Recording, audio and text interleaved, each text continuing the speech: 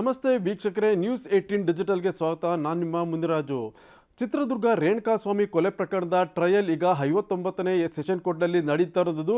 ಈಗಾಗಲೇ ಸಾಕಷ್ಟು ಸಾಕ್ಷಿಗಳ ವಿಚಾರಣೆಯನ್ನು ಕೂಡ ನಡೆಸಿರುವಂತಹ ಕೋರ್ಟ್ ಅವರ ಹೇಳಿಕೆಯನ್ನು ಕೂಡ ದಾಖಲು ಮಾಡಿಕೊಂಡಿದೆ ಮತ್ತು ವಾದ ಪ್ರತಿವಾದವೂ ಕೂಡ ಆಗಿದೆ. ಈಗ ನಾಳೆ ಈ ಒಂದು ಪ್ರಕರಣಕ್ಕೆ ಸಂಬಂಧಪಟ್ಟಂತೆ 19ನೇ ಸಾಕ್ಷಿಯ ಒಂದು ಪಾರ್ಟಿ ಸವಾಲು ಕೂಡ ನಡೀತಾ ಇದೆ. ಈ ಒಂದು 19ನೇ ಸಾಕ್ಷಿಯ ಒಂದು ಪಾರ್ಟಿ ಸವಾಲಿನ ಸಂದರ್ಭದಲ್ಲಿ ನಟ ದರ್ಶನ್ ಅವರನ್ನು ಖುದ್ದಾಗಿ ಕೋರ್ಟ್ಗೆ ಹಾಜರುಪಡಿಸಬೇಕು ಅಂತೇಳಿ ಈಗ ಒಂದು ಅರ್ಜಿ ಕೂಡ ಈಗ ಕೋರ್ಟ್ನಲ್ಲಿ ಸಲ್ಲಿಕೆ ಆಗಿರುವಂಥದ್ದು. ಹಾಗಾದರೆ ಏನದು ಅರ್ಜಿ ಮತ್ತು ಯಾವ ಉದ್ದೇಶಕ್ಕೋಸ್ಕರ ದರ್ಶನ್ ಅವರನ್ನ ಕೋರ್ಟ್ ಮುಂದೆ ಖುದ್ದಾಗಿ ಹಾಜರುಪಡಿಸಬೇಕು ಅಂತೇಳಿ ಮನವಿ ಮಾಡಿದ್ದಾರೆ ಅನ್ನೋದ್ರ ಬಗ್ಗೆ ಸಂಪೂರ್ಣ ಮಾಹಿತಿಯನ್ನು ನಾನು ನಿಮಗೆ ಕೊಡ್ತೀನಿ. ಅದಕ್ಕೂ ಮುನ್ನ ನೀವು ನಮ್ಮ ಯೂಟ್ಯೂಬ್ ಚಾನಲನ್ನು ಸಬ್ಸ್ಕ್ರೈಬ್ ಮಾಡಿ ಮತ್ತು ಬೆಲ್ ಬಟನನ್ನು ಒತ್ತಿ, ಹಾಗೂ ನಮ್ಮ ಇನ್ಸ್ಟಾಗ್ರಾಮ್ ಮತ್ತು ಫೇಸ್ಬುಕ್ ಪೇಜನ್ನು ಫಾಲೋ ಮಾಡಿ. ವೀಕ್ಷಕರೇ, ಈಗಾಗಲೇ ರೇಣುಕಾಸ್ವಾಮಿ ಕೊಲೆ ಪ್ರಕರಣದ ಟ್ರಯಲ್ ನಡೀತಾ ಇದೆ ಮತ್ತು ಸಾಕಷ್ಟು ಸಾಕ್ಷಿಗಳ ವಿಚಾರಣೆ ಕೂಡ ಈಗಾಗಲೇ ಆಗಿರೋದು. ನಾಳೆ 19ನೇ ಸಾಕ್ಷಿ ಏನಿದೆ, ಈ ಒಂದು ಸಾಕ್ಷಿಯ ವಿಚಾರಣೆ ಕೂಡ ನಡೀತಾ ಇದೆ. ಈ ಸಂದರ್ಭದಲ್ಲಿ ನಟ ದರ್ಶನ್ ಏನಿದ್ದಾರೆ ಇವರನ್ನು ಕೋರ್ಟ್ನ ಮುಂದೆ ಹಾಜರುಪಡಿಸಬೇಕು ಅಂತೇಳಿ ಈಗ ಅವರ ಪರ ವಕೀಲರು ಖುದ್ದಾಗಿ ಒಂದು ಅರ್ಜಿಯನ್ನು ಕೂಡ ಸಲ್ಲಿಕೆ ಮಾಡಿರೋದು. ಯಾಕಂದ್ರೆ ನಾಳೆ ಈ ಒಂದು ಸಾಕ್ಷಿಯ ವಿಚಾರಣೆ ಸಂದರ್ಭದಲ್ಲಿ ದರ್ಶನ್ ಅವರಿಂದ ಕೆಲವು ಮಾಹಿತಿಯನ್ನು ಪಡ್ಕೊಳ್ಬೇಕಾಗುತ್ತೆ. ಅವರಿಂದ ಮಾಹಿತಿಯನ್ನು ಪಡೆದ ನಂತರ ಈ ಒಂದು ಏನು ಸಾಕ್ಷಿಯ ಒಂದು ಪಾರ್ಟಿ ಸವಾಲು ಮಾಡಬೇಕು ಅಂತೇಳಿ ಒಂದು ಮನವಿಯನ್ನು ಕೂಡ ಮಾಡಿ ಈಗ ಈ ಒಂದು ಅರ್ಜಿಯನ್ನು ಕೂಡ ಸಲ್ಲಿಕೆ ಮಾಡಿರೋದು. ಆದ್ರಿಂದ ನಾಳೆ ಈ ಒಂದು ಅರ್ಜಿ ವಿಚಾರಣೆ ಕೂಡ ನಡೀತಾ ಇದೆ. ಆಗ ನಟ ದರ್ಶನ್ ಅವರನ್ನ ಖುದ್ದಾಗಿ ಏನು ಕೋರ್ಟ್ಗೆ ಹಾಜರುಪಡಿಸ್ತಾರಾ ಇಲ್ವಾ ಅನ್ನೋ ಒಂದು ಕುತೂಹಲ ಕೂಡ ಈಗ ಕಾಡ್ತಾ ಇರೋದು. ಮತ್ತು ಸೆಷನ್ ಕೋರ್ಟ್ನಲ್ಲಿ ಈ ಒಂದು ಅರ್ಜಿ ವಿಚಾರಣೆ ಸಂದರ್ಭದಲ್ಲಿ ದರ್ಶನ್ ಪರ ವಕೀಲರು ಕೂಡ ಒಂದು ವಾದವನ್ನು ಮಂಡಿಸ್ತಾರೆ. ನಂತರ ಪ್ರಾಸಿಕ್ಯೂಷನ್ ಪರವಾಗಿ ಕೂಡ ಒಂದು ವಾದವನ್ನು ಮಂಡಿಸಿ ಏನು ದರ್ಶನ್ ಅವರನ್ನು ಕೋರ್ಟ್ನ ಮುಂದೆ ಹಾಜರುಪಡಿಸಬೇಕಾ ಬೇಡವಾ ಅನ್ನೋದ್ರ ಬಗ್ಗೆ ಮತ್ತು ಅದರ ಸಾಧ್ಯತೆಗಳ ಬಗ್ಗೆ ಕೂಡ ಒಂದು ವಾದ ಮತ್ತು ಪ್ರತಿವಾದ ಕೂಡ ನಡೆಯುತ್ತೆ.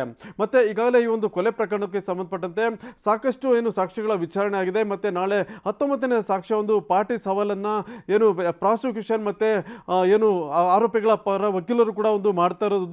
ಅದರಿಂದ ಈ ಒಂದು ಸಾಕ್ಷಿಯ ವಿಚಾರಣೆ ಸಂದರ್ಭದಲ್ಲಿ ಸಾಕಷ್ಟು ಮಾಹಿತಿ ಕೂಡ ಹೊರಬರಬೇಕಾಗುತ್ತೆ. ಮತ್ತೆ ಪ್ರಕರಣದ 2ನೇ ಆರೋಪಿ ಕೂಡ ಆಗಿರುವಂತಹ ದರ್ಶನ್ ಅವರಿಂದಲೂ ಕೂಡ ಈ ಒಂದು ಏನು ವಿಚಾರಣೆ ಸಂದರ್ಭದಲ್ಲಿ ಸಾಕಷ್ಟು ಮಾಹಿತಿಯನ್ನು ಕೂಡ ಅವರಿಂದ ಪಡ್ಕೊಳ್ಬೇಕು. ಅದರಿಂದ ಖುದ್ದಾಗಿ ದರ್ಶನ್ ಅವರು ಕೋರ್ಟ್ನಲ್ಲಿ ಹಾಜರಿದ್ರೆ ಒಳ್ಳೆಯದು ಅಂತೇಳಿ ಈಗ ಅವರ ಪರ ವಕೀಲರು ಕೂಡ ಒಂದು ಅರ್ಜಿಯನ್ನು ಸಲ್ಲಿಕೆ ಮಾಡಿ ಕೋರ್ಟ್ನ ಮುಂದೆ ಒಂದು ಮನವಿಯನ್ನು ಕೂಡ ಮಾಡಿಕೊಂಡಿದ್ದಾರೆ. ಅದರಿಂದ ಈಗ ಈ ಒಂದು ಅರ್ಜಿ ವಿಚಾರಣೆ ಕೂಡ ನಾಳೆ ನಡೀತಾ ಇರೋದ್ರಿಂದ ಸಾಕಷ್ಟು ಕುತೂಹಲಕ್ಕೂ ಕೂಡ ಈಗ ಕಾರಣವಾಗಿದೆ. ಇನ್ನು ಉಳಿದಂತೆ ಈ ಒಂದು ಪ್ರಕರಣದ ಒಂದು ವಿಚಾರಣೆಗೆ ಸಂಬಂಧಪಟ್ಟಂತೆ ಈಗಾಗಲೇ ನೋಡಬಹುದು, ಏನು ಮಾಪಿ ಸಾಕ್ಷಿಯ ಒಂದು ವಿಚಾರ ಕೂಡ ಸಾಕಷ್ಟು ಚರ್ಚೆ ಆಗಿರುವಂಥದ್ದು. ಪ್ರಕರಣದ 14ನೇ ಆರೋಪಿಯಾಗಿದ್ದಂತಹ ಪ್ರದೂಷ್ ಏನಿದ್ದಾರೆ, ಈತ ಈಗಾಗಲೇ ಮಾಪಿ ಸಾಕ್ಷಿಯಾಗಿ ಏನು ಅಪ್ರೂವರ್ ಆಗಿ ಈಗಾಗಲೇ ಒಂದು ಅರ್ಜಿಯನ್ನು ಕೂಡ ಸಲ್ಲಿಕೆ ಮಾಡಿರೋದು. ಮತ್ತೆ ಪ್ರಾಸಿಕ್ಯೂಷನ್ ಕೂಡ ಈಗಾಗಲೇ ಅವರು ಅಪ್ರೂವರ್ ಆಗೋದನ್ನು ಕೂಡ ಒಪ್ಕೊಂಡಿದೆ. ಆದ್ದರಿಂದ ಈಗ ಈ ಒಂದು ಅಪ್ರೂವರ್ ವಿಚಾರಕ್ಕೆ ಸಂಬಂಧಪಟ್ಟಂತೆ ಕೂಡ ಈಗಾಗಲೇ ಕೋರ್ಟ್ನಲ್ಲಿ ಒಂದು ಏನು ಅರ್ಜಿ ಕೂಡ ಸಲ್ಲಿಕೆ ಮಾಡಲಾಗಿತ್ತು. ಅದರ ಒಂದು ಏನು ವಿಚಾರಣೆ ಕೂಡ ಮುಗಿದಿದ್ದು ಈಗಾಗಲೇ ಆ ಒಂದು ಆದೇಶ ಕೂಡ ಹೊರಬರಬೇಕಾಗುತ್ತೆ. ನಂತರ ಇದೇ ಸಂದರ್ಭದಲ್ಲಿ ನಟ ದರ್ಶನ್ ಕೂಡ ಈಗಾಗಲೇ ಏನು ಕಳೆದ 2 ದಿನಗಳ ಹಿಂದೆ ಒಂದು ಆದೇಶ ಬಂದಿತ್ತು. ಆ ಒಂದು ಆದೇಶವನ್ನು ಪ್ರಶ್ನೆ ಮಾಡಿ ಈಗ ಹೈಕೋರ್ಟ್ನಲ್ಲಿ ಮೇಲ್ಮನವಿಯನ್ನು ಕೂಡ ಸಲ್ಲಿಕೆ ಮಾಡೋದಕ್ಕೆ ಬೇಕಾದಂಥ ಒಂದು ಸಿದ್ಧತೆಯನ್ನು ಕೂಡ ಅವರ ಪರ ವಕೀಲರು ಈಗ ಮಾಡಿರೋದು. ಬಹುತೇಕ ಈ ಒಂದು ಏನು ಸೆಷನ್ ಕೋರ್ಟ್ನ ಒಂದು ಆದೇಶವನ್ನು ಪ್ರಶ್ನಿಸಿ ಹೈಕೋರ್ಟ್ನಲ್ಲಿ ಒಂದು ಮೇಲ್ಮನವಿಯನ್ನು ಕೂಡ ಸಲ್ಲಿಕೆ ಮಾಡೋದು ಅಂತ ಸಾಧ್ಯತೆ ಕೂಡ ಈಗ ಇದೆ.